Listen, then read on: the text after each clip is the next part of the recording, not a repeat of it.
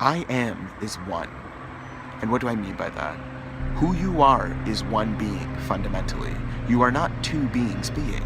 You are one being, an individual being. This being is. It exists. And this being, you are. You exist as you are. One being. And so when we say, I am, you're announcing your existence and synonymously associating it with your presence. I am.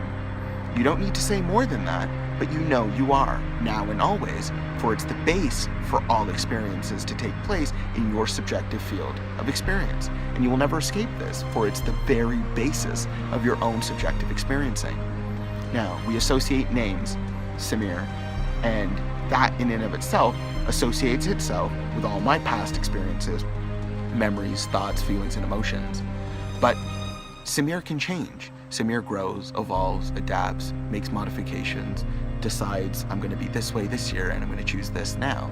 And in every moment, Samir can change.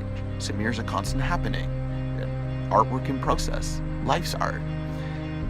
But the space for all that art to take place, to draw itself upon the canvas that is empty and vast like the sky, is the space you are, the space I am. It's the space we share throughout all our time here on this planet in these bodies. It's the space of existence.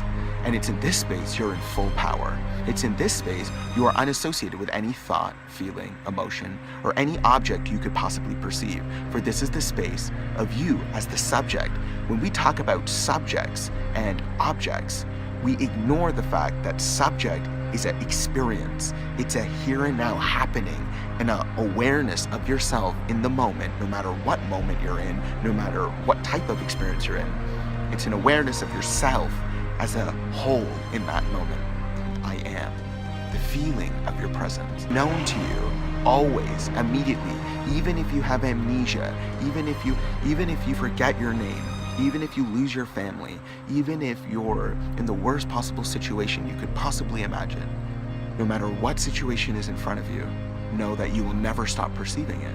And know that that point from where you're perceiving it is a point and place of pure stillness, pure acceptance, pure non-judgment, and it's completely observing of all of you, irregardless of the situations you are happening to move through. Every other feeling I can have. You can strive for highs, you can strive to be drunk, you can strive to feel happy, you can strive to feel depressed, you can have any feeling, but it is based off of this primary ground of feeling from which all the other feelings can guide your fancy. And it's this feeling, I am, the feeling of your presence. So draw your attention today to the soil of your own floor, to the ground in which you're growing all of the thoughts that are your trees, and feel the base of your kingdom within. It's the ground from which you speak every single day. So honor it and announce it with an authority and a clarity that your existence is not something that is just random and just a mistake here or just to be forgotten about. You are powerful in your existence. Your existence is clear. It is here as a testament to the magnificence and beauty and magnanimity of your being. Nothing can take that away from you. But if you buy thoughts that are debilitating, self-hating, self-loathing, judgmental towards yourself, you're just fencing yourself into a smaller and smaller box where you're going to then cycle until you choose to wake up, until you choose to step out of the illusion that somehow this thought is defining me. It's telling me what I am. It makes me feel my world is no longer worth it. It's no longer of value. No thought can run you. You run your thoughts. No thought is employed in and of itself. They are employed by you. You must subscribe to each and every thought, just as you subscribe to a video. You are the one in power, always, of every thought to ever meet you henceforth. You must know this, because then you will realize the value of your attention and why so many people are vying for it. Whether it's your family, your kids, your boss, or some mistress. It doesn't matter who it is.